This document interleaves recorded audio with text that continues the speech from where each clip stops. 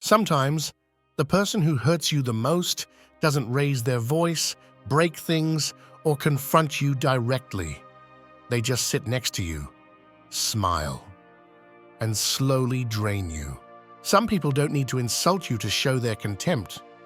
It's enough for them to ignore you, to look the other way when you speak, to quietly celebrate your failures. The problem is, those people are often very close. A son, a sister, a partner. And because there's no yelling, we think there's no hatred. But the most dangerous kind of hatred isn't the one that explodes, it's the one that hides. In this video, I'm going to help you identify 9 clear signs that someone close to you secretly hates you. Not so you become paranoid, but so you can reclaim your self-respect, your peace, and your dignity. Stay with me until the end, because the last sign is the most destructive of all, and the most common in relationships where love has died, but no one dares to say it. I'm Gabriel, and if you've ever felt drained without knowing why, this video might give you the clarity you've been looking for. Let's get started. Have you ever felt uncomfortable after receiving a compliment? Not out of modesty, not out of embarrassment, but because something in the tone, the look, the timing made you wonder if they were really congratulating you, or just disguising a wound that wasn't yours. At this point in life, you've learned to sense when a word has an edge, even if it sounds sweet. And yet, so often, we choose to ignore it. We'd rather believe it was just our imagination, that we're being too sensitive. But the truth is, you're not wrong. Because sometimes, behind a "good for you" is a silent "why not me?" And that question, though unspoken, can weigh more than any open insult. This is the first point in this video, and what we're about to explore has everything to do with that feeling you've had so many times, but haven't always dared to name. They praise you with their words, but envy you with their soul. That's the first sign that someone close to you secretly hates you. It's not a hatred that screams. It's a hatred that smiles, that disguises itself as support, but breaks inside every time you move forward, every time you smile, every time you do something they won't allow themselves to do. I remember a woman named Diane who wrote to me from her country. She said, "Gabriel, I don't understand why my sister always seems so uncomfortable when things go well for me. She congratulates me, sure, but then quickly changes the subject or makes an awkward joke. And if I talk about something that makes me happy, she says, 'Oh, you're being dramatic.' She doesn't attack me, but she drains me." That's exactly what people who envy you from the shadows do. They don't destroy you in one blow. They wear you down, like water that seems harmless, but over time can break stone. In Stoic philosophy, Marcus Aurelius warned about the need to pay attention to gestures, not just words. He said, "Words can be deceitful, intentions cannot." And it's true. Because sometimes the one who claps the loudest is the one who most wants to see you fall. And that emotional contradiction isn't harmless. It wears you out. It confuses you. It makes you question your own joy. You start to think you shouldn't share what makes you happy, that it's better to stay quiet, to dim yourself down. And that's dangerous. Because then, without realizing it, you stop living your truth just to avoid making others uncomfortable. There's also a spiritual side to this. If you believe in God, as many of our listeners do, you know that blessings aren't meant to be whispered and locked away. Blessings are meant to be honored, shared, gratefully acknowledged with clear words and without shame. But when someone close to you can't stand your light, you start hiding that light as if it was something wrong. And that's where self-respect begins to break. That's where joy turns into guilt. That's where someone else's envy becomes your prison. Don't ignore those signs when someone congratulates you but can't look you in the eye. When someone listens but always has a story they think matters more than yours. When someone says they're happy for you but their mood shifts instantly. That's not affection. That's not support. That's sweet poison. And at this point in your life, you cannot let someone else's envy decide how brightly you shine, because your light doesn't offend anyone.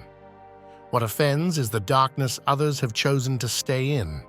You don't have to confront, you don't have to accuse, but you do need to wake up, to notice, to take stock of who's around you and ask yourself, does this person celebrate my life or merely tolerate it? And if the answer isn't clear, maybe it's time to create some emotional distance, because your joy shouldn't make anyone uncomfortable. And if it does, the problem isn't you, it's them. What poisons a relationship isn't always the absence of words, but the kind of words that get repeated over and over until they become part of the air. We've already talked about those who praise you on the outside, but reject you on the inside. Now it's time to talk about the second issue that's ruining many people's lives without them even realizing it. It's a dynamic that wears you down, that silently crushes your spirit. It downplays your achievements, but magnifies your mistakes.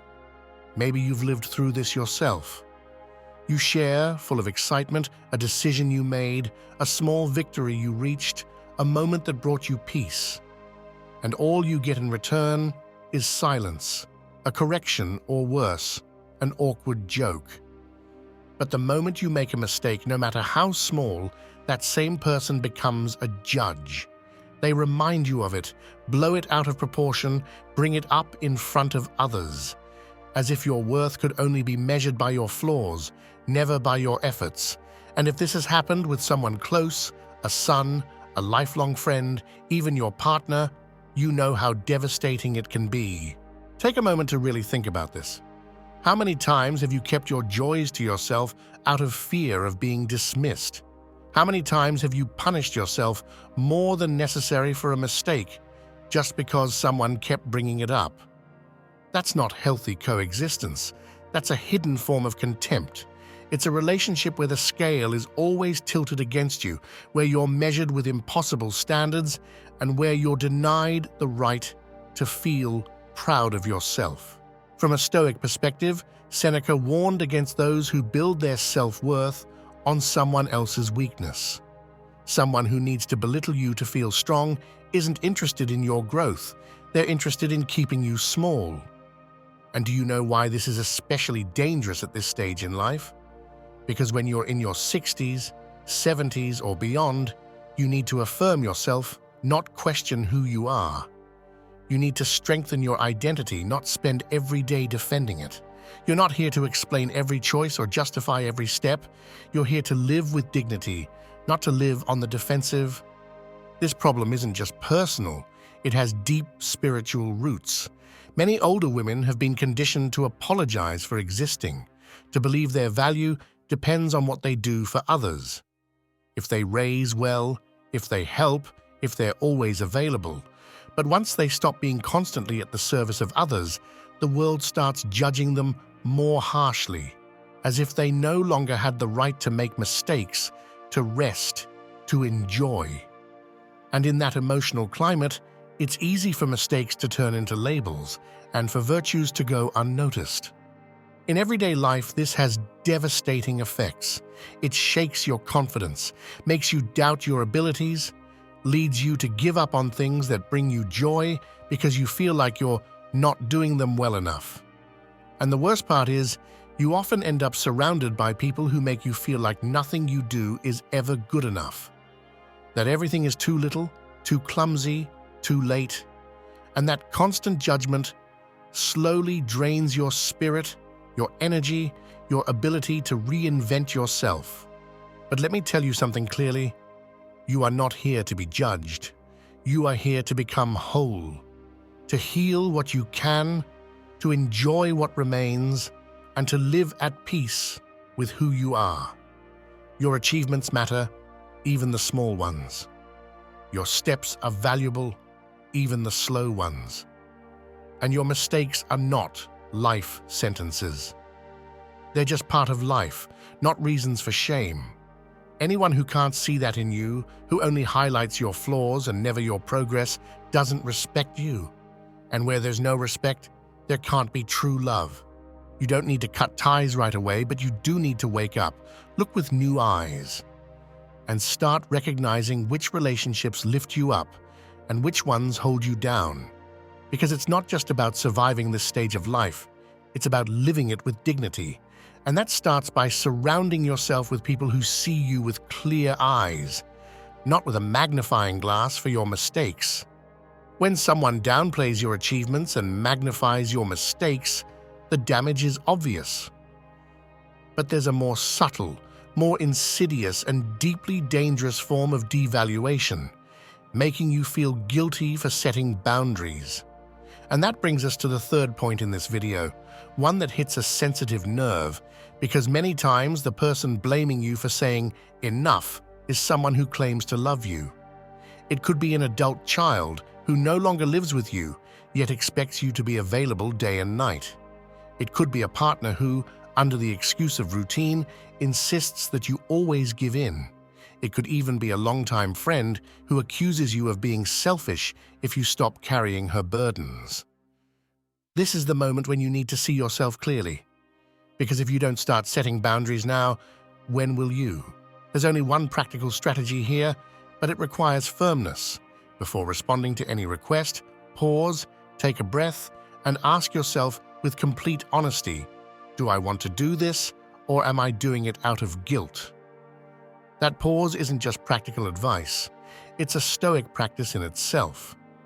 Epictetus said that freedom doesn't come from what we have, but from what we choose not to do when someone pressures us. Choosing from awareness, not guilt, is the greatest act of self-love you can give yourself at this stage in life. Because you're no longer here to obey invisible rules. You're here to choose from the truth of your soul. This has incredible power. Think of a woman who spends her entire old age trying not to disappoint her adult children. She rushes whenever they call. She takes care of the grandkids even when she's exhausted. She pays bills that aren't hers to pay, and all of it out of fear that they'll withhold their affection. Do you know what happens in the end?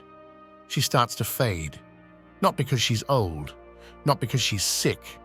She fades because her life stopped being her own. The strategy I'm offering you is an act of reclamation. Every time you choose from your true desire and not from guilt, you're telling yourself, my time matters, my peace matters, I matter. Now, if this topic speaks to something in you, I invite you to subscribe to the channel and click like, not as a mindless gesture, but as a way of declaring that this content means something in your life. I want to know what country you're listening from, and if any of this resonates with you, leave this phrase in the comments. My peace is not for sale. Because when you repeat that, you build an invisible wall between your soul and those who try to manipulate it with guilt.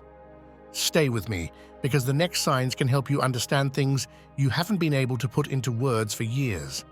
And the final lesson will be, without a doubt, the most important of all. When you choose not to act out of guilt, something inside you straightens up, like a spine that had been bent for years and finally returns to its natural shape. But there comes a moment when that spine can bend again, not out of fear, but out of exhaustion. Because even when you set boundaries, there are people who simply aren't there. They don't call, they don't ask, they only show up when they want something. And when you decide to emotionally distance yourself from that indifference, those same people show up with demands. Not with love, not with gratitude, just with expectations. And if you don't meet them, they accuse you of being disloyal, cold, selfish. That brings us to the fourth point in this video. They're never there when you need them, but they demand your presence. This is one of the most common emotional traps in the lives of older women. Many were raised to always be available, but not to ask for support. They know how to give, but not how to receive. They were taught that love means showing up, even when the other person doesn't deserve it. And over time, that kind of love becomes a prison, because you can no longer tell the difference between generous giving and abandonment disguised as routine. Someone who's not there when you need them, but demands your presence in their moments of need, doesn't love you. They use you, and they do it through a cruel logic where your value is tied to your usefulness. The mistake here is thinking that this dynamic is normal, that this is just how family is, that this is how old friendships work, and normalizing that is what slowly destroys your emotional autonomy. Because if you accept that treatment once, you'll accept it 1,000 times more. If you don't name that absence, you'll convince yourself that you're the one who's overreacting, that you expect too much, that you should be content with less. But that's not true. You're not asking too much when you long for reciprocity. You're not being weak when you admit that you need company, care, or simply someone to listen. What's weak is walking away when you're not useful and showing up only when there's something to gain. This logic settles into your mind like a quiet voice whispering, "Don't complain, just stay quiet. Don't take it personally, they must be busy. Don't be dramatic, you should be used to this by now." But that voice isn't yours. It's the echo of all the relationships that made you believe you should be grateful for scraps. And as long as you keep listening to it, you'll keep living in lack, in waiting, in resignation. Stoicism doesn't promote isolation, but it does promote clarity. Marcus Aurelius said it clearly: "Don't offer your joy to those who don't care about your pain." In other words, care for those who care for you and let go of those who only show up to take what they're not willing to give. The consequences of falling into this trap run deep. You start to feel like you can't rely on anyone, but that everyone relies on you, that no one makes you a priority, but you have to be one for them. And that slowly leaves you alone, not by choice, but by sheer exhaustion. Because when you give without receiving, there comes a time when you empty yourself, and an empty soul cannot bloom. What follows if you don't wake up is an old age marked by emotional obedience, by unequal relationships, by a weariness that goes unspoken but eats away at you from the inside. You're not here to be an emotional crutch for people who don't know how to support you. You're here to live truthfully. And the truth is this: if someone can't be there for you in your exhaustion, they don't deserve your energy when you're strong. This isn't about cutting everyone off, it's about seeing clearly, about recognizing who's truly there for you and who's only around for convenience. Because at this stage in life, you can't keep investing in half-hearted relationships. You deserve to be surrounded by whole connections, not shadows that only come looking for your light when they need to shine. There are gestures that don't seem offensive, but slowly take away something essential: your right to have a life of your own. If someone close to you mocks, even with a smile, what gives your life meaning? This isn't just a difference of opinion. It's a subtle form of contempt that operates quietly. We've reached the 5th point in this video, and it's this: they make fun of what gives your life meaning. It might be your faith, your rituals, your little habits, the things you do each day to remind yourself that you're alive, that you still have purpose. But to that person, it's all meaningless. They treat it like a quirk. They ridicule it. They minimize it. And if you're not paying attention, they take it from you. This is no small thing, because what gives your life meaning is what holds you up. And when someone attacks that, even with jokes, even lightheartedly, they're weakening your deepest roots. Maybe you write in a journal every morning. Maybe you light a candle at sunset. Maybe you listen to these videos because you feel something inside you needs direction. And then someone comes along and says, "Again with your stuff? Or do you really believe in that?" And you smile. You don't respond. You brush it off. But inside, something breaks. Because it's not about the gesture. It's about what it represents. It's about someone who claims to love you, not being able to respect what brings you peace. The consequences of allowing this dynamic are devastating. You start hiding what you love, living only halfway, doubting your choices. You convince yourself you're being too sensitive, that maybe your beliefs or your habits aren't that important, and little by little, without realizing it, you begin to dim your inner light. And you do it out of a misunderstood version of love, out of a desire not to make waves, out of fear of losing affection. But any love that asks you to abandon your soul isn't love. It's control. It's arrogance disguised as closeness. Reversing this situation isn't easy, but it's possible. It's not about convincing anyone. It's not about arguing. It's about quietly standing your ground, about holding on to what's good for you, even if no one else understands it, about reclaiming a sense of inner loyalty. Marcus Aurelius said that dignity doesn't come from being right. It comes from standing firm in what you know is just. And that's what you need to cultivate now. A calm strength. Not to impose anything, but to protect what's yours.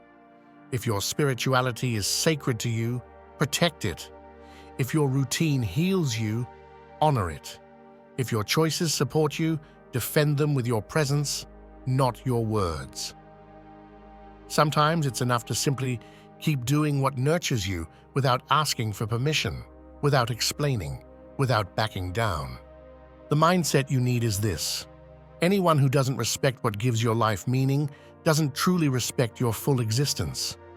And you didn't come into this life to be an acceptable version of yourself. You came to become whole, to honor what keeps you alive on the inside, even if others think it's silly. Because mockery is a form of emotional domination. And at this stage in your life, you can't allow others to decide what matters and what doesn't. You're here to choose, to remain, to inhabit with dignity what others don't understand, but you know brings you peace. It might hurt at first. You might go silent more than once. But over time, you'll discover that true freedom isn't having everyone's approval. It's not needing that approval to keep going. And when that happens, when you hold steady in the face of mockery, you will have regained something no one can take from you: your self-respect. And that's worth more than any outside acceptance. After so much time allowing others to mock what gives your life meaning, something inside begins to dim. It's no longer just that you hide what you love. It's that you start to forget why you loved it in the first place. And that kind of forgetting isn't innocent. It's the result of giving in too much, of staying silent too long, of tolerating what should never be tolerated. That's why the sixth point in this video isn't just about how others treat you. It's about a much deeper kind of emotional betrayal. They speak badly about you behind your back, but act affectionate to your face. This is the most hypocritical sign, and maybe the hardest to accept, because it comes from someone who knows your story, your pain, your efforts, and still chooses to use your name as small talk in conversations you were never meant to hear about. I want you to picture this clearly. Imagine someone tells you, "Your son said you've been acting really dramatic lately, that you make things up to get attention."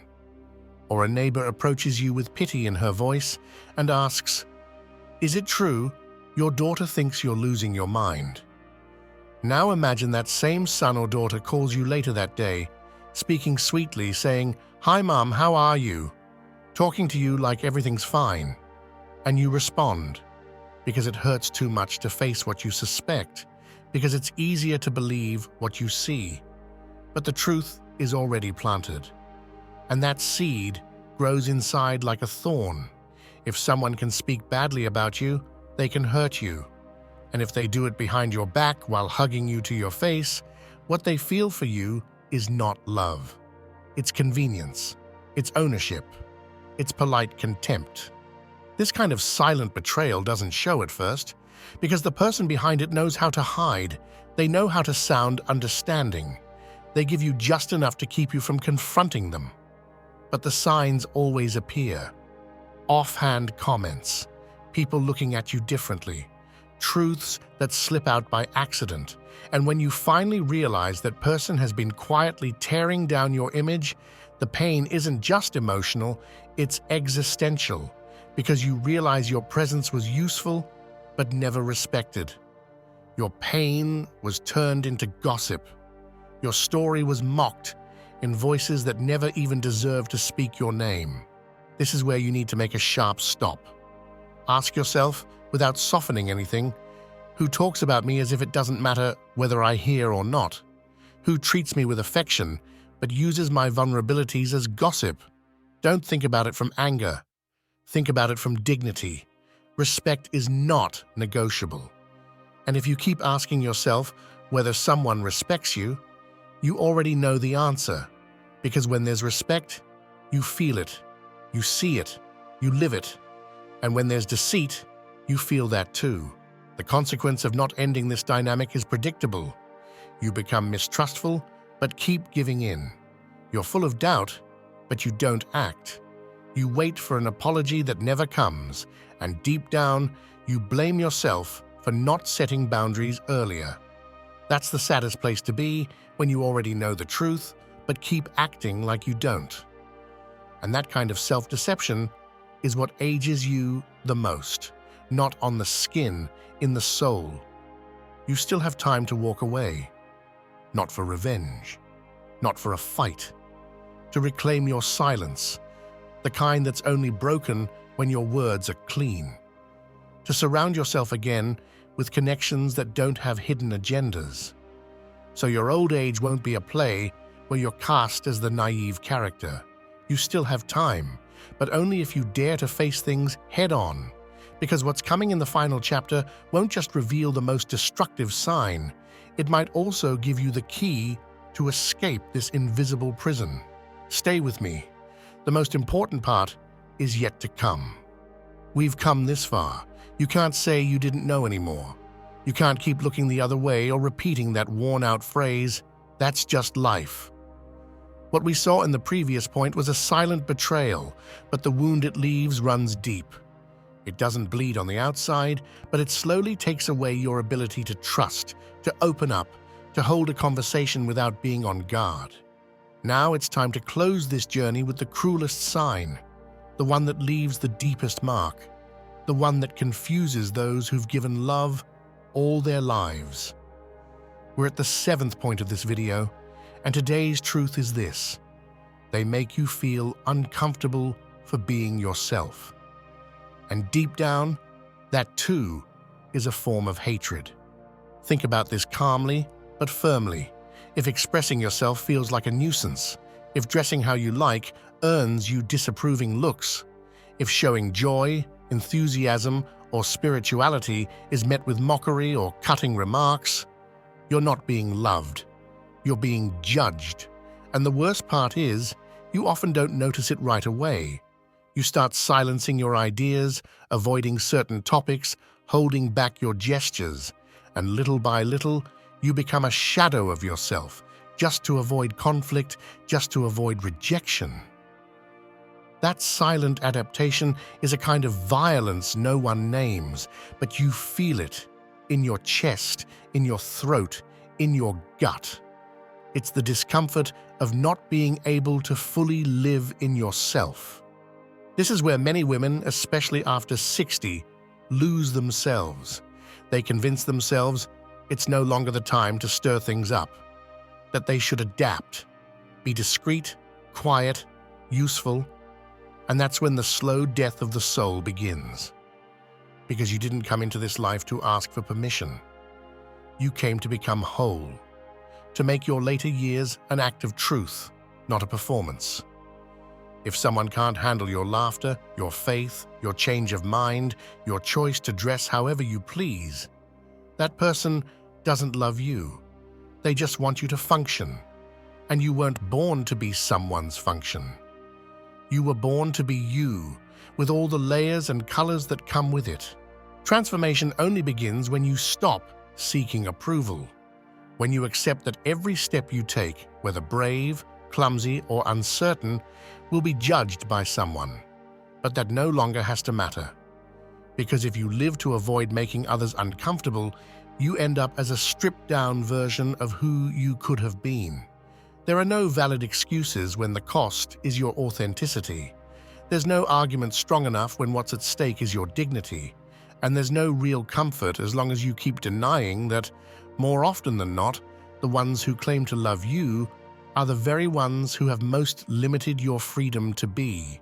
Today is a good day to truly see yourself, to ask just one question, but ask it with full honesty. Who are you when no one is judging you? And if you don't have an answer, then it's time to find it again. Because this isn't about pleasing everyone. It's about liking yourself, feeling at home in your own skin, walking your truth without fear. And if someone can't walk with you from that place, then let them step aside, because your presence is not for sale, and your soul even less. If in the previous chapter we talked about reclaiming the freedom to be yourself without asking for permission, now it's time to face one of the most poisonous forms of that invisible pressure: comparison disguised as closeness. Because when you begin to stand tall, when you stop silencing yourself, when you speak freely and confidently, those comments start showing up, the ones that sound innocent but are loaded with venom. Lucky you can do that. I don't have time. At your age and still eager to learn? I thought about doing that too, but I don't like being the center of attention. They don't say it aggressively. They say it in that soft tone that sounds polite. But if you listen closely, there's a clear intent behind those words: to shrink your spark, to deflate your decision, to dim your desire. And that brings us to the 8th point in this video. They compete with you, even if they never say it out loud. Competition isn't always obvious. Sometimes it comes in the form of a joke, a casual comment, a silence that makes you second-guess yourself. But if you pay attention, you'll notice that every time you take a step toward growth, that person also moves, not to walk beside you, but to outpace you, to reclaim the spotlight, to shift the focus away from you. This can happen with a sister, a lifelong friend, even someone younger who claims to admire you but can't stand that you're stronger than they are. It's a passive kind of envy disguised as interest, but it watches you closely, waiting for you to slip up. And if you don't, it gets irritated. The concrete action you need to take today is simple, but powerful. Observe, without making excuses, without softening what you see. Who genuinely listens with joy when you share something that excites you? Who responds with openness instead of changing the subject? Who celebrates you without needing to compete? Do that filter and act accordingly, because continuing to share your life with someone who measures you, compares themselves to you, or subtly undermines you is a form of voluntary emotional invalidation. And you're not here to compete, you're here to live, to learn, to grow. At this stage in life, you don't need rivals, you need allies, but observation alone isn't enough. You need to adopt a mindset of inner strength, because there will be moments when that silent competition will hurt. You'll uncover uncomfortable truths. You'll feel betrayed. You'll want to shrink back. And that's when you need to remind yourself, real transformation doesn't come from excitement. It comes from commitment. Commitment to your truth, to your well-being, to your journey. Because if you wait for the world to cheer you on at every step, you'll stay stuck. Emotional maturity comes when you choose to keep going, even if no one's pushing you, even if no one's clapping, even if someone's trying to dim your light along the way. The responsibility to end this dynamic isn't on the other person, it's on you. Because as long as you keep giving your energy, your attention, and your trust to someone who doesn't know how to handle them with respect, you'll continue feeding a relationship that doesn't honor you. And every day you do, you deny yourself the chance to be surrounded by real connections, the kind that don't compete, don't envy, don't second-guess you, the kind that simply see you, value you, and walk beside you with no need for applause or comparisons. This isn't about demanding others change. It's about choosing who you want beside you on your path. And that choice is yours alone. When you stop competing, when you let go of the need to explain yourself, something inside you begins to align. But that new balance doesn't come quietly. A deep resistance shows up right when you're about to make firm decisions. It doesn't come from the outside. It comes from within. From your most ingrained thoughts. From those phrases you've repeated so often, they now sound like truths. And that brings us to the 9th point in this video. They blame you for everything that doesn't work in their life. This pattern is especially destructive because it doesn't just damage your relationship with them, it sabotages your relationship with yourself. There's nothing more cruel than carrying the blame for something that was never your responsibility. Becoming the perfect excuse for someone who refuses to take ownership of their own life. Becoming, without realizing it, the emotional scapegoat for someone who can't look honestly at their own story. At this stage, the usual excuses begin to surface. That's just the way I've always been. At my age, what's the point? I don't want problems anymore. Better to leave things as they are. Phrases that sound reasonable, even wise. But they're illusions, traps of a tired soul.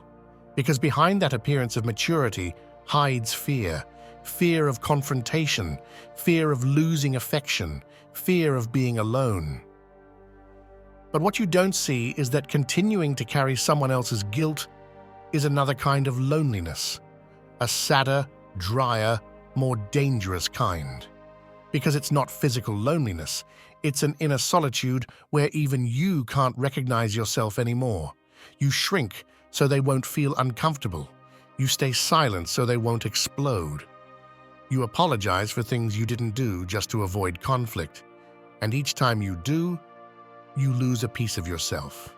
The truth is, no real growth is possible while you keep justifying someone else's behavior with your silence. There's no transformation if every decision you make has to pass through the filter of fear. What you're experiencing isn't punishment. It's a mirror, a reflection of what you've allowed. And no, this isn't about guilt. It's about responsibility. Because maybe you didn't choose to be the target of their frustrations, but you can choose not to keep playing that role. What you don't choose to end will keep cutting you down. Breaking free from this dynamic requires a kind of raw honesty many people avoid. It means admitting that this person, this son, this partner, this friend is probably not going to change. They won't apologize. They won't take responsibility. And waiting for that magical turnaround only drags out your exhaustion. So the only dignified path is to stop holding up the disguise. To recognize that if someone needs you to carry their failures so they can feel in control, that person doesn't deserve your energy, doesn't deserve your loyalty, doesn't deserve an explanation for why you've chosen to take care of yourself. At this point, there's no room for half-hearted speeches. Either you take control of your life and free yourself from guilt that doesn't belong to you, or you remain stuck in an emotional loop where everything bad becomes your fault. And that's not living. That's slow erosion. That's programmed burnout. That's soul-deep fatigue. But if you've made it this far, it's because something inside you has already woken up. And now you know. You don't need to be perfect. You just need to be honest. And choose from that place, even if everything shakes, even if it hurts, even if you have to let go of hands that never truly held you. Because peace isn't found in avoiding conflict. It's found in refusing to live under a guilt that was never yours. And that may be the bravest decision you'll ever make. Not everyone can face the signs that just pass through your awareness. Not everyone can bear the discomfort of realizing that someone close might be silently tearing them down with soft words, calculated gestures, or empty promises. But you did. You listened to it all. And that already makes a difference. But listening isn't enough. This video isn't here to comfort you. It's a wake-up call, a warning, an invitation to stop tolerating what you've spent years disguising as love, obligation, or family. The truth, when it arrives, doesn't soothe. It wakes you up. And once you wake up, you can't go back to sleeping in the same lie. This isn't a channel for those looking for entertainment or sweet quotes. This is a space for those who've decided to open their eyes, for those who, despite the pain, choose clarity. We don't offer excuses here. We remind you that even after 60, 70, or more, you can still make radical decisions. You can still set boundaries. You can still reclaim your dignity. You can still live from your truth without asking for permission, because peace doesn't show up on its own. It's built. And if today you recognized even one of these signs in your life, then you already know what you need to do. I want to ask you something simple but meaningful. Leave a comment with your country and the phrase, "I won't apologize for waking up." That will be our signal, our silent password for those who don't hide, for those who've decided that their later years won't be submissive, lukewarm, or borrowed. I'm Gabriel, and this is the Stoic Garden. I'm not here to entertain you. I'm here to walk with you through this part of life where fantasy ends and truth begins. The truth that might make you uncomfortable, but always sets you free. And if what you heard today struck a chord, pushed you, or clarified something for you, subscribe. Not out of habit, but because you know being part of this community is a way to affirm that you no longer want to live on autopilot, that you've chosen to take control, no matter how many years you've spent carrying silence. Share this message with someone you know needs it, with that person who still makes excuses for someone who mistreats them, who still can't bring themselves to name the disrespect, who still confuses love with obligation. Sometimes, a single truth spoken firmly can save years of wear and tear. And if this message was that truth for you today, don't keep it to yourself. Choose to spread it.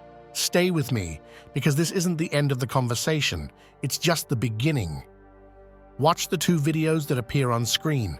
Both continue to unearth the roots of a life you can still live, with strength, clarity, and self-respect. This is your moment, and you know it.